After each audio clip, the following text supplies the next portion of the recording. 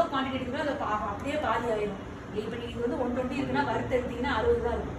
எல்லாமே measuring scale வச்சு அளந்துக்கோங்க. Separate packet போட்டு வச்சுக்கோங்க. ஏன்னா ஒவ்வொரு ஆள் கை வந்து டிஃபர் ஆகும். அதனால நீங்கள் வந்து எப்போவுமே மெஷரிங் ஸ்கேல் வச்சு அளந்து பேக்கெட் பண்ணி ஃப்ரீசரில் போட்டுருங்க. அப்பப்போ பொறிக்கிறப்ப அப்பப்போ எடுத்து அந்த பேக்கெட் எடுத்து போட்டு ஜிப்லாக் உள்ளே வச்சுருங்க. அதனால் காலையில் வந்தோன்னு ஸ்டோர் பண்ணிக்கோங்க. இல்லை 2 days ஒன்ஸ் வந்து நீங்கள் மெஷர் பண்ணி உள்ளே வச்சுக்கோங்க. இது என்ன வந்து 180 ஆன் பண்ணி இப்போ தான் ஆன் பண்ணிக்கலாம். 180 வச்சுருக்கோம் சார். செக் பண்ணிக்கோங்க. சூடானதுக்கப்புறம் கை வச்சு பார்த்துக்கோங்க. ஹீட் ஆகிடுச்சான்னு செக் பண்ணி பார்த்துட்டு இதில் போட்டு ஃபுல்லாக பரப்பிடுங்க. ஒன்று ஒன்றா போடக்கூடாது. ஃபுல்லாக ஸ்ப்ரெட்டாக இருக்கணும். அதுக்கப்புறம் உள்ளே இறக்கணும். அது வந்து ஒரு 3 minutes ஆகும் வேகணும். போடலாம். ஃப்ரிட்ஜிலேருந்து எடுத்தோன்னே போடலாம். எல்லாமே ஃப்ரிட்ஜிலேருந்து எடுத்தோன்னே போடலாம். இதெல்லாம் வெந்துடும் சார். உங்களுக்கு ஸ்டஃபிங் உள்ள ஐட்டம் தான் வேக லேட் ஆகும். ஸ்ப்ரிங் ரோலு, மோமோஸ் அந்த மாதிரி ஐட்டம் தான் உங்களுக்கு வந்து எண்ணெயில் வேகிறது லேட் ஆகும். இதெல்லாம் லேசர்லாம் டக்கு டக்கு வேகும். ஃப்ரெஞ்ச் ஃப்ரைஸ் எல்லாம் டக்கு டக்கு வேகும். இருக்குது. அது யூஸ் பண்ணால் பெரிய ஃப்ரெஞ்ச் ஃப்ரைஸ் அப்படின்னு சொல்லுவாங்க. பெரிய ஃப்ரைஸ் போட்டு மேலே சீஸ் டிப்பு கிடைக்கும். அதை யூஸ் பண்ணி டெஸ்ட் பண்ணிங்கன்னா சீஸி பெரிய அப்படின்னு சொல்லுவாங்க.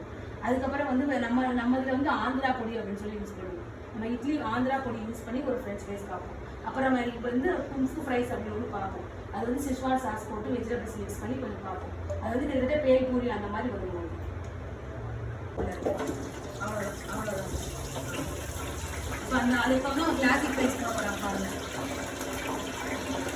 கிளாசிக்னா வந்து எப்போதும் சால்ட் சில பேர் குழந்தைங்களுக்கு சால்ட் மட்டும் பெப்பர் வேணும்னு கேட்பாங்க. ஒரு கேட்டுட்டு போடுவோம்.